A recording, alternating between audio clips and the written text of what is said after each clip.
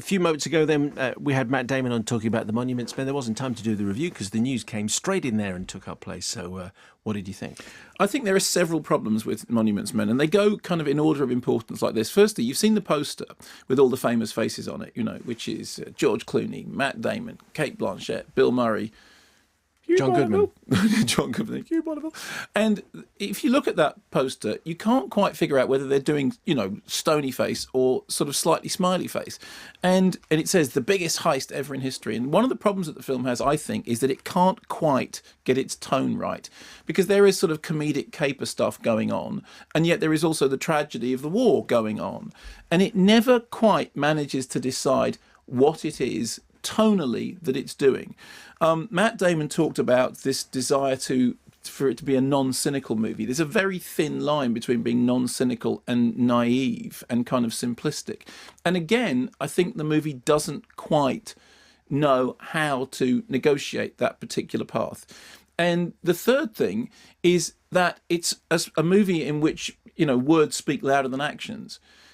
The characters constantly give voice to the subject of the film. There are constantly speeches which say, if you fight people, they'll fight back, but if you destroy their art, then you destroy the people. Now, it is arguable that, because the author's message needs to be made clear, and you don't want it to be missed, it's playing to the stalls, having characters saying that. But it always seems to me that when you have characters explicitly explaining the plot and the dialogue and the meaning of the film to the audience, it kind of means that the action isn't doing it. And I think when you look at the action of it, I'm not to say that there aren't pleasures to be had. I mean, I think, Bill Murray, Bob Balaban, sort of funny little odd couple thing going on. John Goodman's always, a welcome screen presence. Jean Dujardin with that extraordinary smile, which, he's a radiant screen presence. I think everybody who saw The Artist sort of fell slightly in love with him. So it's a very handsome film. Cate Blanchett is sort of wrestling with how far she's going to push that accent. And, it's like you go any further than that, and it is going to be, I will say this only once.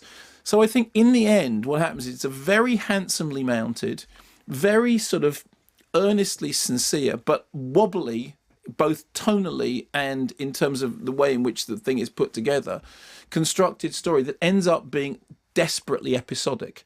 You move between these different groups of people in a way that looks like there's too many things being juggled at the same time. And that explains to some extent why it is that the film has to constantly stop and tell you what the point is. It's okay maybe once at the beginning to do that, but I think the film becomes so aware of it. I mean, Clooney has a reputation for making movies that are accessible, mainstream entertainment, but that mean something. You look at Good Night, Good Luck, you look at Ides of March, all this stuff is going on in that. And I remember, I've quoted this before, but David Putnam saying at the BAFTAs that George Clooney was making the kind of movies that he thought you couldn't make anymore.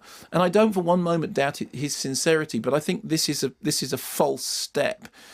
It's kind of old-fashioned in a creaky way, rather than kind of old-fashioned in a classic way. We were talking about the Kenneth Branagh, thriller, and saying it's like an old Cold War movie, but we don't mean it as a criticism.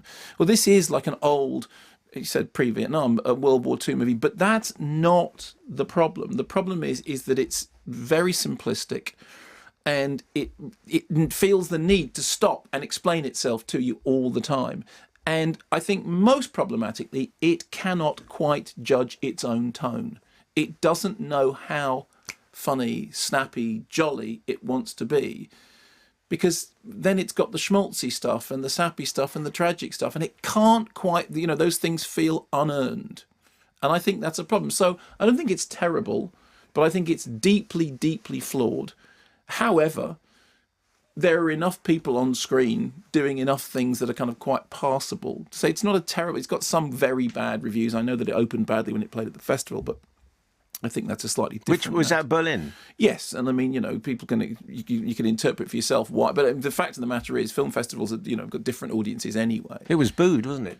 Well, it is alleged. Then again, let's fill this in by saying, every time you go to the Cannes Film Festival, every film that's played at the Cannes Film Festival is booed or mooed. Oh, okay. Mood. because there is this, French political mooing, which does happen at the Cannes Film Festival. The film finishes and you hear this French political mooing. political Is that mooing. like rampant political lesbianism? I don't think they're the same thing at all.